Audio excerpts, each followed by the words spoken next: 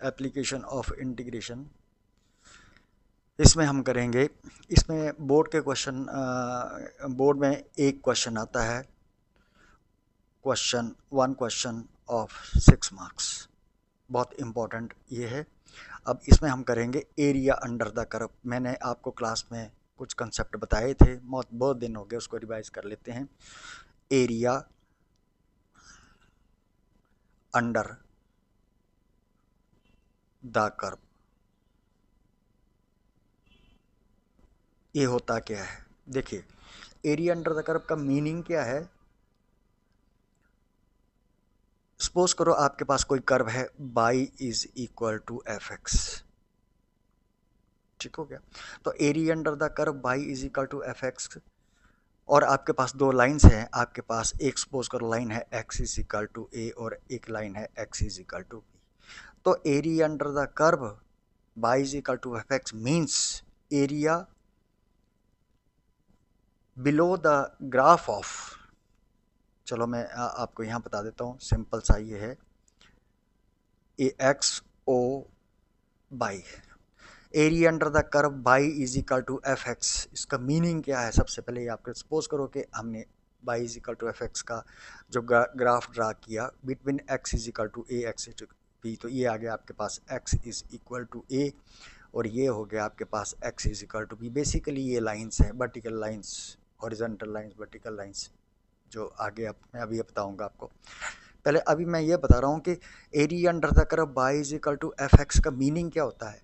अब area under the curve y is equal to f x का meaning है कि area below the graph of, below the graph of y is equal to f x. इसका graph suppose करो, ये graph है इसका, यहाँ से यहाँ तक, area below the graph of y is equal to f x above the x axis। अब यहाँ पर ये x axis है, above the x axis, below the graph of this curve, and between the lines x is equal to a and x is equal to b। मतलब ये मतलब है, ये सारा जो एरिया, ये मीनिंग होता है area under the curve y is equal to f x between the lines x is equal to and x is equal to b, means area below the graph of the curve above the x axis and between the lines x is equal to and x is equal to b। ये है area under the curve का basic meaning, ठीक हो गया। अब देखिए, ये मैंने आपकी किताब का एक फिगर ली है, area under a simple curve. इसमें आपके पास दो तरीके हैं। अब मैं यहाँ पर इसकी डेफिनेशन क्या है, the area bounded by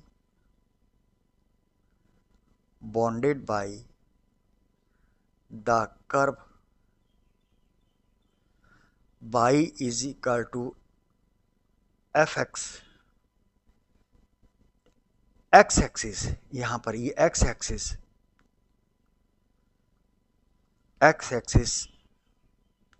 and ordinate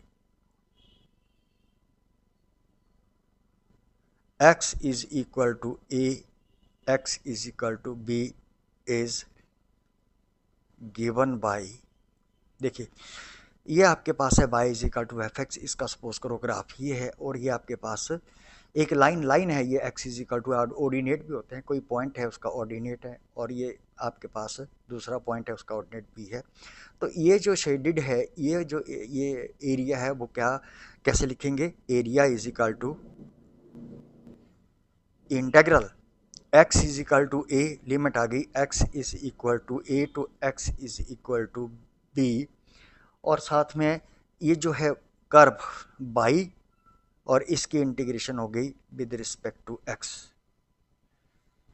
ठीक हो गया। इसको ऐसे भी लिखते हैं, और बाई की वैल्यू एफ एक्स भी होती है, अगर एफ एक्स पुट करें तो हम इसको ऐसे भी लिख सकते हैं, is equal to integral a to b, यानी कि x is equal to x is equal to b f x d x. ये ए चीज़ और ये चीज़ एक ही बात है, ओके। तो ये है एक का। अब इसका जो कर्व है उसमें हम ये लाइन जो हमने लगाई है वो एक्स एक्सिस को टच कर रही है, आपने इतना सा आपने करना है। तो इसका मतलब हम ये फार्मूला लगाएंगे, अगर हमारे पास इस तरह का, अगर ये आपके पास x is equal to f o y इस तरह का ग्राफ है, और आपके पास दो लाइंस हैं, हॉरिजॉन्टल लाइंस है y is equal to c y, तो अब इसका हम क्या कैसे इसका एरिया निकालेंगे? तो इसकी डेफिनेशन ये होगी, area under the curve x is a function of by axis. अब ये बाई एक्सिस को यहां पर अगर बाई एक्सिस है, by axis between the lines, between the lines y is equal to c, y is equal to c and y is equal to d is given by area is equal to integral y is equal to c to y is equal to d. ये दोनों, ये c और ये d, इन दोनों lines के बीच में। और आपके पास क्या है, x। अब ये है symmetric, this curve is symmetric along by axis. मैं आगे आपको बताऊंगा सिमेट्रिसिटी क्या चीज़ होती है। तो हम इसको बाई से इंटीग्रेट करेंगे। तो इसको हम ऐसे भी लिख सकते हैं, is equal to integral c to d, और आपके पास आएगा x f of g of y d y. यहाँ पर एफ ऑफ बाई लिखा है, चाहे जी ऑफ बाई, यहाँ पर जी ऑफ बाई लिख लो, कोई दिक्कत नहीं है। तो इस तरह से हम आपने ये दो डेफिनेशंस आपने याद रखनी है। अब आपके पास क्वेश्चंस को करने के लिए बहुत कुछ चाहिए जो आपने +1 में पढ़ रखा है। तो आपने वो जो पॉइंट्स है उनको चलो याद करते हैं, आपने क्या क्या पढ़ रखा है। तो जो इसेंशियल्स हैं, जो इन 6 क्वेश्चंस को करने की ज़रूरत है, जो चीज़ आपको चाहिए वो हम एडवांस में हम आपको इंट्रोड्यूस करवा देता हूँ। आपको शायद पता है, आप घर में प्रैक्टिस भी कर रहे होंगे, मगर ये कोई चैप्टर बहुत है। अब मैं इस चैप्टर को जल्दी से कंप्लीट करने की कोशिश करूँगा। तो देखिए, आपने CTM का मतलब समझना है और अपने माइंड में रखना है, कमिट टू मेमोरी। नंबर 1, आप सबसे पहला पॉइंट है कि every linear equation, the graph of every linear equation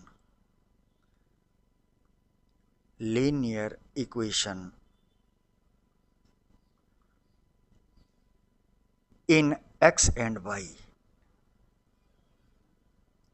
that is, जैसे इस तरह की कोई इक्वेशन है, ax plus by is equal to c, इस तरह की जो इक्वेशन है, always a straight line, always a straight line. मतलब कि जो भी लीनियर इक्वेशन होगी जिसमें x की पावर भी 1 होगी, y की पावर भी 1 है, तो उसका जो ग्राफ बनाएंगे वो हमेशा एक स्ट्रेट लाइन बनता है। अब सेकंड नंबर है, हॉरिजॉन्टल लाइन क्या होती है और वर्टिकल लाइन क्या होती है। मैं इसको ज़्यादा डिटेल में नहीं बताऊंगा, मैं आपको शक्ल दिखा देता हूँ। देखिए, हॉरिजॉन्टल लाइन क्या होती है और वर्टिकल लाइंस क्या होती हैं। चलो, मैंने कोऑर्डिनेट सिस्टम x एक्सिस और y एक्सिस बना लिए दो जगह, यहाँ भी बना लिया मैंने, यहाँ भी बना लिया। आपके पास ये है, तो ये आगे आपके पास x dash by o by dash. अब ऐसी लाइंस जो x एक्सिस के पैरेलल होना, उनको बोलते हैं हॉरिजॉन्टल लाइंस। सपोज करो हमारे पास है कोई लाइन खींचनी है, जैसे सपोज करो y इज इक्वल टू 2, तो y पॉजिटिव डायरेक्शन में कहाँ होता है, y अपवर्ड होता है, तो y इज इक्वल टू 2 यहाँ पर आ गया, ठीक हो गया। तो अगर मैं इस लाइन से यहाँ हॉरिजॉन्टल इस तरह से कोई लाइन खींचता हूँ, तो ये बन गई line y is equal to 2। मगर मैं ये तो एग्जांपल दे रहा हूँ, सपोज करो कि ये जो डिस्टेंस है, इतना डिस्टेंस जो है वो है a, तो इस लाइन की इक्वेशन होगी y is equal to a। अगर ये डिस्टेंस -a होगा तो बिलो होगा, बिलो द x एक्सिस, तो ये लाइन इस तरह से होगी। तो ये जो है इसको बोलते हैं हॉरिजॉन्टल लाइंस, ये हॉरिजॉन्टल लाइंस।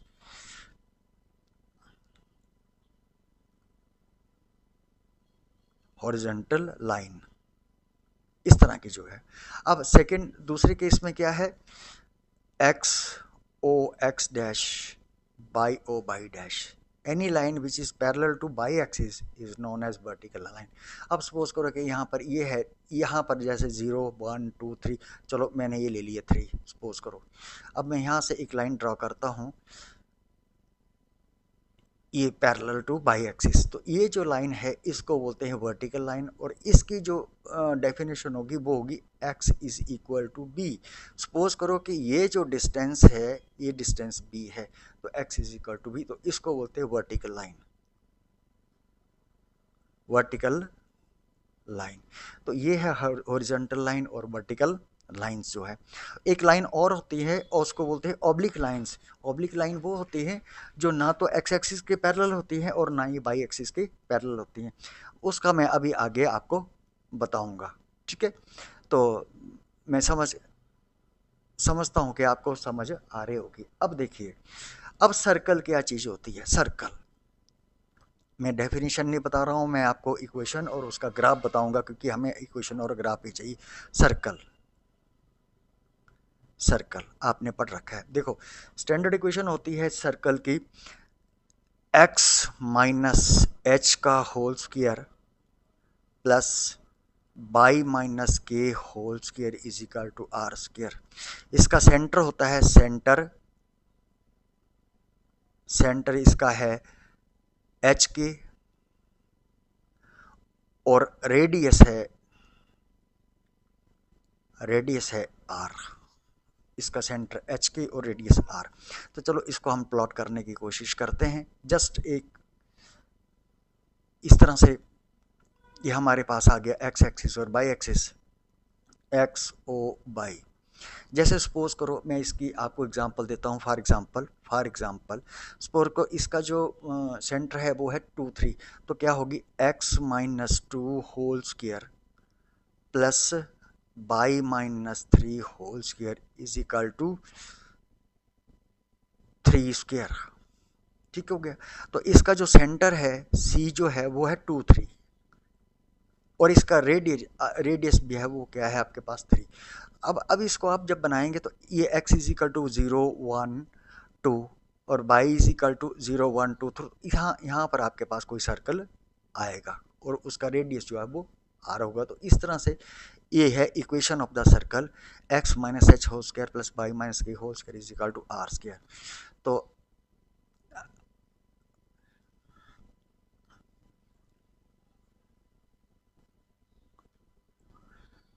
मैं यहाँ पर एक सर्कल ड्रा कर देता हूँ, ये है सर्कल। तो इसका ये सेंटर है, ये रेडियस आ गया, तो ये सेंटर आपके पास, ये सेंटर आ गया, सेंटर सी एच के ऐसे लिख दिया। और ये जो लाइन है, ये जो लाइन है इसको हम बोलते हैं रेडियस, और इसको हम आर से डिनोट करते हैं। ठीक हो गया। तो समझ में आपको आ गया होगा कि सर्कल क्या चीज़ होती है। मगर अगर आपके पास सर्कल में अगर सपोज करो कि इसका जो सेंटर है, मैं आगे ये तो ए पोर्शन आ गया सर्कल का, बी पार्ट में मैं डिस्कस करूंगा equation of circle, equation of a circle with centre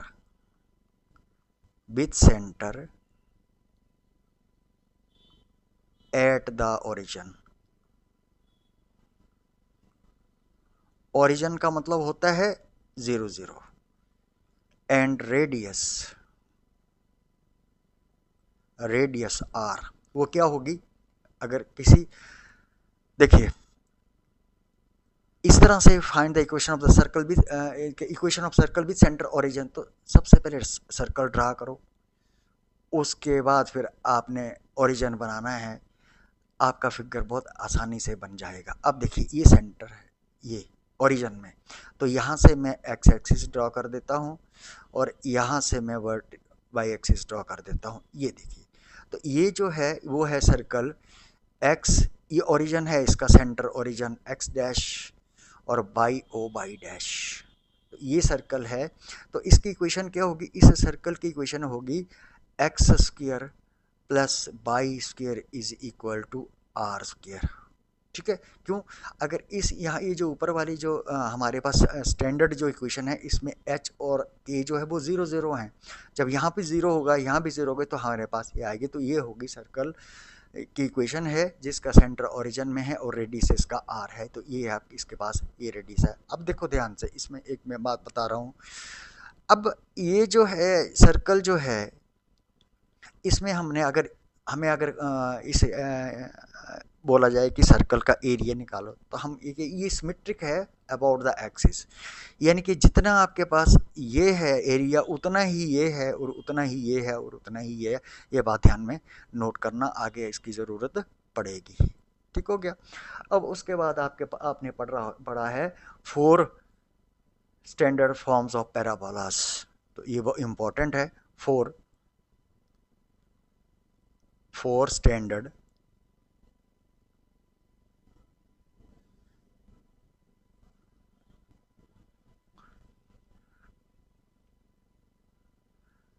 for standard parabolas.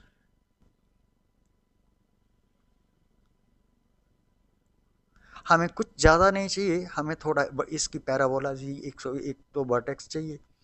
Focus भी हम ले सकते हैं, और हमारे पास इसकी कर्व बताना है कि भी हमारे पास कर्व कैसा होगा।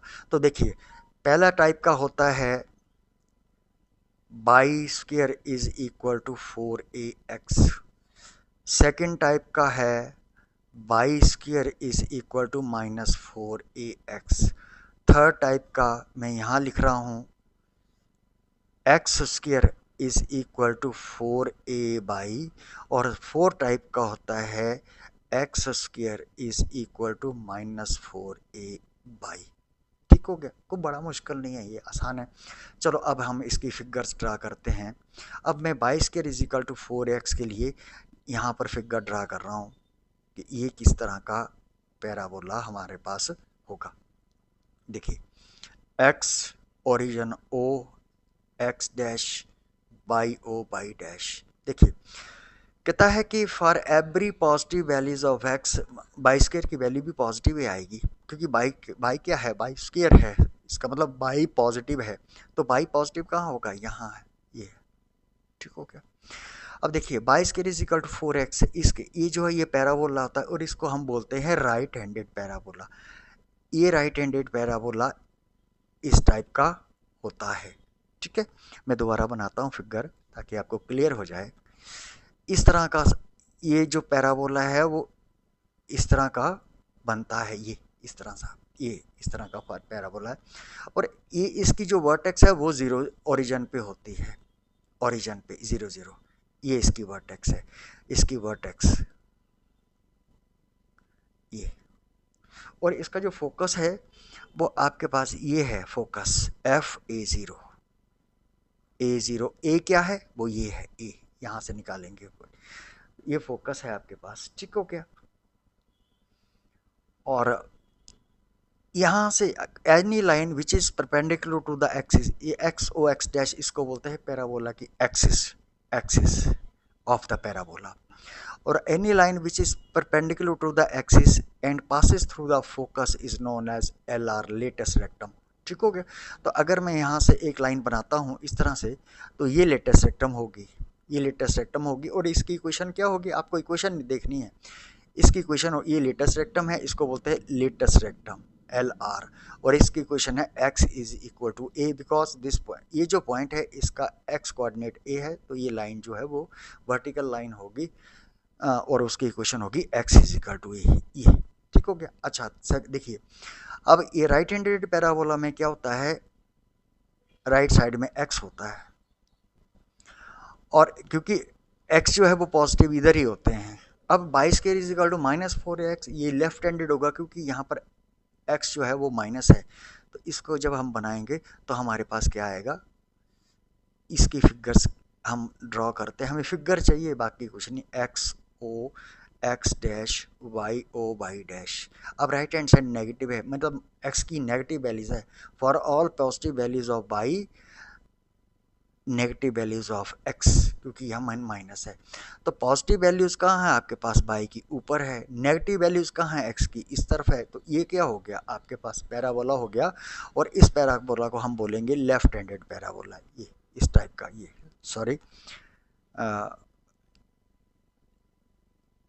ये लेफ्ट हैंडेड पैराबोला इस तरह का ये होता है। ये इसकी वर्टेक्स आ गई।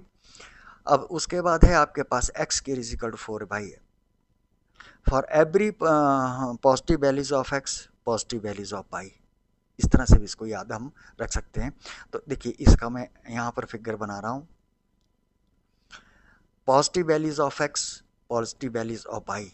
तो पॉजिटिव वैल्यूज ऑफ एक्स कहाँ है, यहाँ है, और पॉजिटिव वैल्यूज ऑफ पाई कहाँ, यहाँ है। इसका मतलब ये जो है वो अपवर्ड पैराबोला होगा, इस तरह से ये अपवर्ड पैराबोला है। और इसकी जो वर्टेक्स है वो भी ओरिजिन में होगी इस तरह से। और ये है आपके पास x o x dash, y ओ बाई डैश, और ये आपके पास ओरिजिन, इसकी ये वर्टेक्स ये है। इस पैराबोला की ये ओरिजिन पे होती हैं, सबकी वर्टेक्स और ओरिजिन पे। अब यहाँ पर जो फोर्थ है उसमें positive values of x, because square हमेशा पॉजिटिव होता है, नेगेटिव वैल्यूज ऑफ पाई। तो इसका जो ग्राफ है वो कहाँ बनेगा, वो इस तरह का ग्राफ बनेगा आपके पास।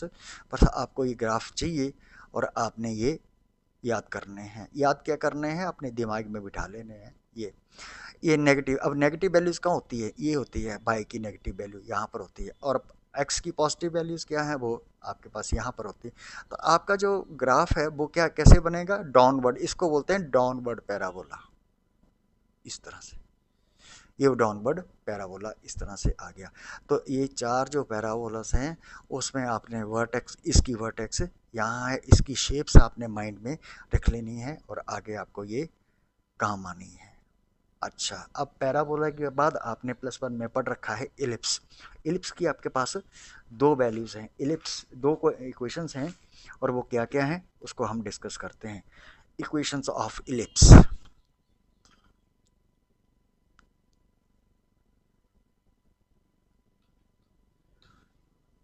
Equations of ellipse, equations of ellipse. देखिए दो टाइप की होती हैं। मैं बीच में एक लाइन लगा लेता हूं ताकि मैं दोनों को इकट्ठा ही डिस्कस कर सकूं। देखिए फर्स्ट टाइप का इलिप्स होता है x square upon a square plus y square upon b square is equal to 1। और यहाँ पर क्या होता है, ए स्क्वायर जो है वो ग्रेटर देन बी स्क्वायर होता है, ये पॉजिटिव है। अब इसकी एग्जांपल कैसे, देखिए ये एग्जांपल भी मैं यहाँ आपको दे रहा हूँ। जैसे आपने लिख लिया x square upon 36 plus y square upon 9 is equal to 1। ये 16 ले लो या 9 कुछ भी ले लो। अब यहाँ पर 36 जो है वो 9 से ग्रेटर हैं, तो इसकी वैल्यू अब कैसे बनेगी, किस तरह की, ये इलिप्स किस तरह का बनेगा। तो चलो पहले मैं इलिप्स, इसको बोलते हैं हॉरिजॉन्टल इलिप्स। ऐसी अगर ये कंडीशन हो तो हॉरिजॉन्टल इलिप्स बनता है। और वो किस तरह का बनता है ये मैंने यहाँ पर इलिप्स बनाने की कोशिश करता हूँ मैं। हॉरिजॉन्टल इलिप्स बनाना है इस तरह से, ये हॉरिजॉन्टल इलिप्स बन गया। इसको थोड़ा सा मैं घुमा देता हूँ ताकि आपको समझने में आसानी रहे। ये इलिप्स हॉरिजॉन्टल इलिप्स, ये इलिप्स है। अब ये जो हॉरिजॉन्टल इलिप्स है इसका जो सेंटर है वो मैं बना रहा हूँ, और इसका सेंटर से मैंने एक लाइन खींच दी, इसको एक्स एक्सिस बोलेंगे, और ये जो लाइन खींच दी ये आ गई आपके पास बाई एक्सिस, ये आपने पढ़ रखा है, ठीक हो गया। तो देखिए ये हो गया एक्स, सेंटर इसका ओरिजिन आ गया, ये आ गया एक्स डैश बाई ओ बाई डैश, ठीक हो गया। अब ये जो पोर्शन है इस पॉइंट से इसको बोलते हैं वर्टिसेस, ये और ये पर जहाँ पर कोई कर्व टच करता है एक्स एक्सिस को वाई एक्सिस को, उसको वर्टेक्स बोलते हैं, वर्टिसेस होते हैं। तो ये पॉइंट जो होता है वो होता है A0। अब आप बोलेंगे ए कहाँ से आ रहा, ए यहाँ से आएगा। तो ये लेफ्ट हैंड से, अब ये सेंटर है, इसका मतलब ये डिस्टेंस और ये डिस्टेंस इक्वल है, तो ये A0 है, तो ये जो पॉइंट है वो आएगा ए डैश, मान दिया मैंने -A0, because this is left side of the origin. ये पॉइंट जो है इसको बोलते हैं बी, ये भी वर्टेक्स होती है, इसको बोलते हैं 0B।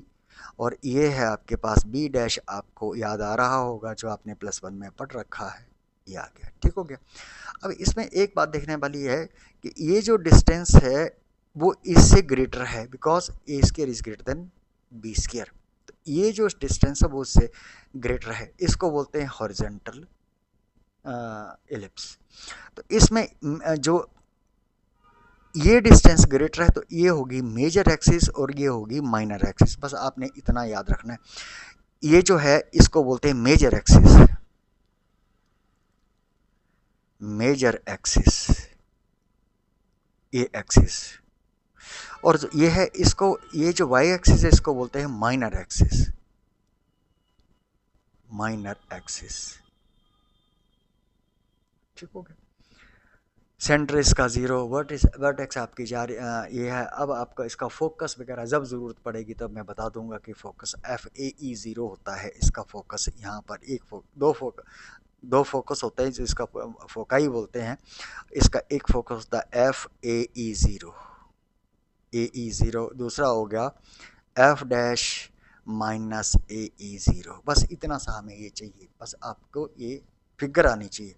अब दूसरे में क्या है, अब दूसरी इक्वेशन जो है वो है आपके पास x² upon B² plus y² upon A² is equal to 1। और यहाँ भी A² जो है वो B² से बड़ा है, मगर ध्यान दो यहाँ पर A² जो है वो डिनोमिनेटर ऑफ x² है, मगर यहाँ पर A² जो है वो डिनोमिनेटर ऑफ y² है। अगर ऐसा कुछ हो, अब इसकी कैसी हो सकती है, इसकी आपको मैं एग्जांपल देता हूँ। जैसे x² upon 4 plus y² upon 25 is equal to 1। तो ये जो है वो वर्टिकल एलिप्स होगा। अब वर्टिकल एलिप्स मतलब डिनोमिनेटर ऑफ वाई, यहाँ पर है denominator of x² is greater than denominator of y², यहाँ पर denominator of y² is greater than denominator of x²। तो नेचुरली है आपके पास वर्टिकल एलिप्स बनेगा। वर्टिकल एलिप्स इस टाइप का होता है, वर्टिकल एलिप्स। अब देखिए यहाँ पर सेंटर इसका ओरिजिन में रहेगा, ये इसकी एक्स एक्सिस आएगी और ये आपके पास ये वाई एक्सिस बन गई है। तो मैं इसको ज़रा प्लेस कर रहा हूँ ध्यान से, ये देखिए अब ये आ गया XO X dash YO Y dash. अब देखिए ध्यान से, इसमें डिनोमिनेटर ऑफ y² जो है वो डिनोमिनेटर ऑफ x² से ग्रेटर है, A² इज ग्रेटर देन, तो y एक्सिस ये है नेचुरली है, तो ये जो डिस्टेंस है वो इस डिस्टेंस से बड़ा होगा। अब यहाँ पर ये जो है y एक्सिस है वो होगी मेजर एक्सिस, मेजर एक्सिस, और ये जो होगी एक्स एक्सिस वो होगी माइनर एक्सिस। माइनर का मतलब स्मॉल और मेजर का मतलब bigger, minor axis, minor axis. Okay, अब ये वर्टिसेस हैं आपके पास, ये जैसे यहाँ पर थी A0, अब ये उल्टी हो जाएगी, आपके पास ये आएगी।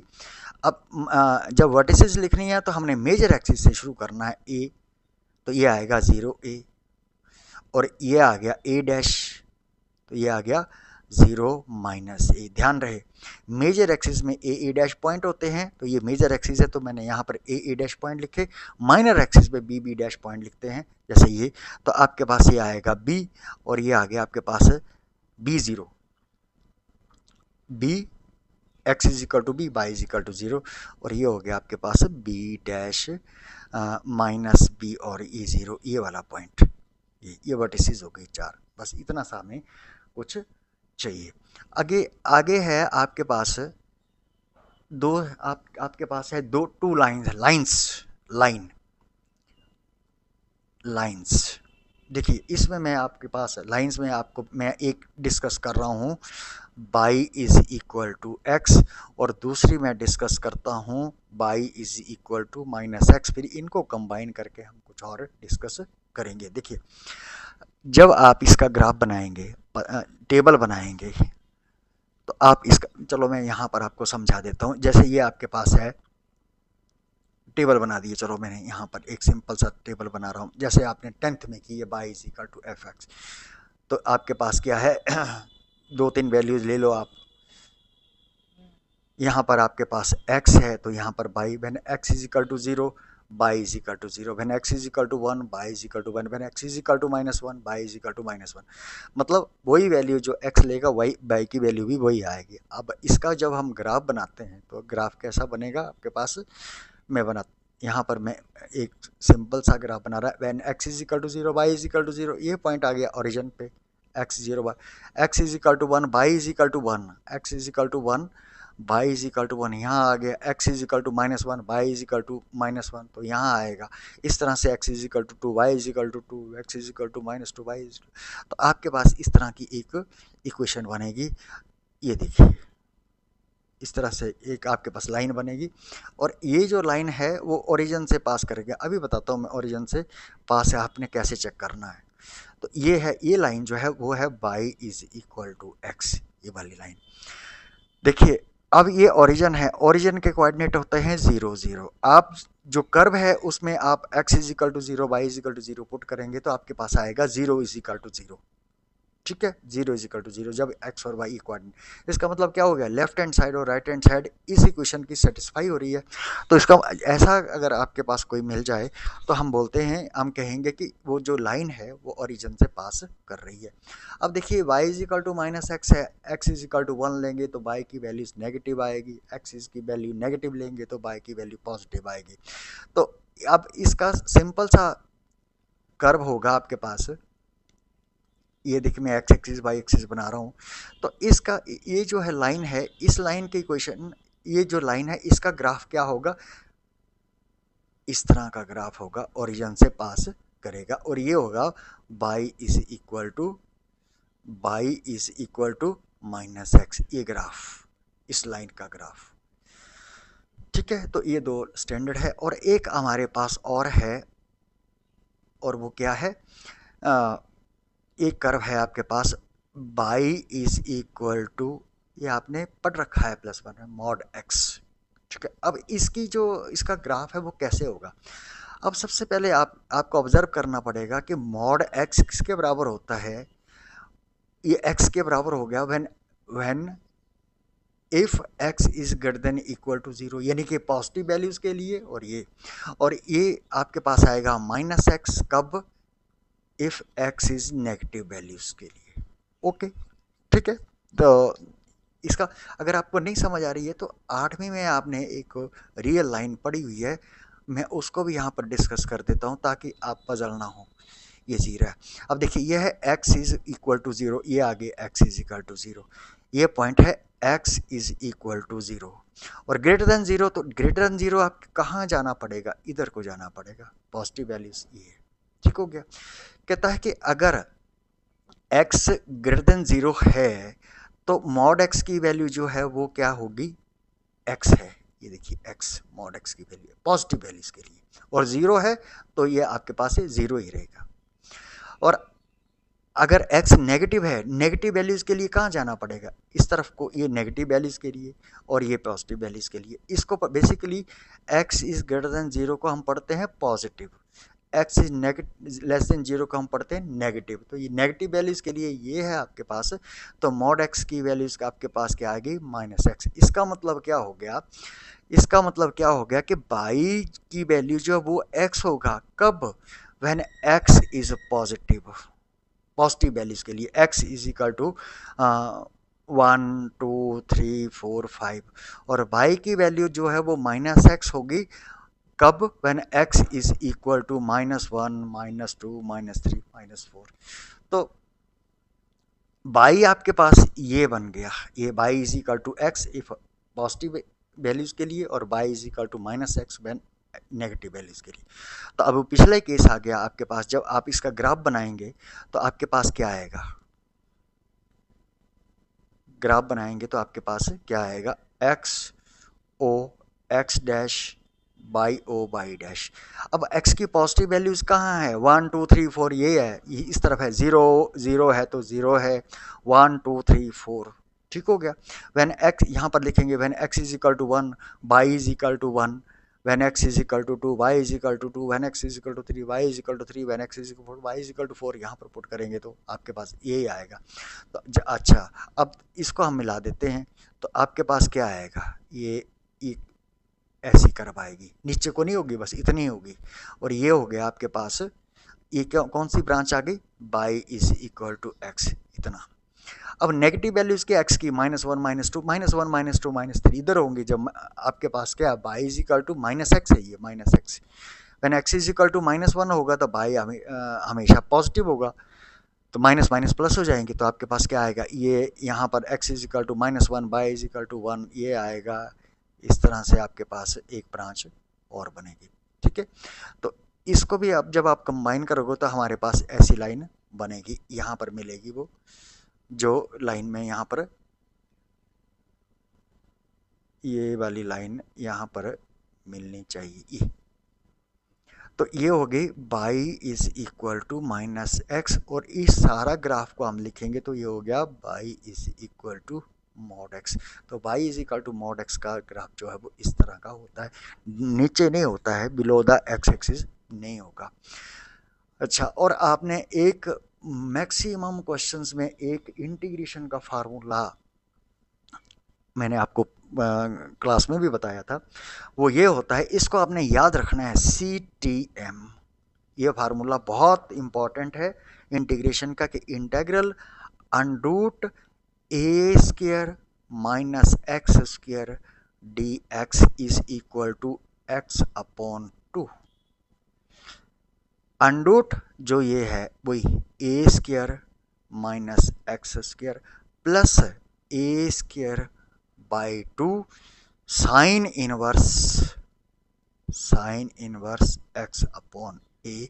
प्लस सी लगाने की ज़रूरत नहीं है क्योंकि हमारे पास यहाँ पर लिमिट्स होंगी, ये फार्मूला बहुत से क्वेश्चंस में ये फार्मूला लगता है, ठीक है। तो अगले वीडियो में मैं अब एक्सरसाइज 8.1 करूँगा, तब तक आप इस वीडियो को पॉज करके नोट कीजिए।